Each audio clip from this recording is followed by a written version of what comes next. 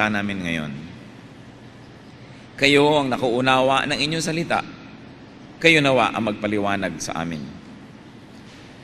Payapain niyo po ang aming loob, kung ano man ang aming iniisip, ano man ang umaabala sa aming mga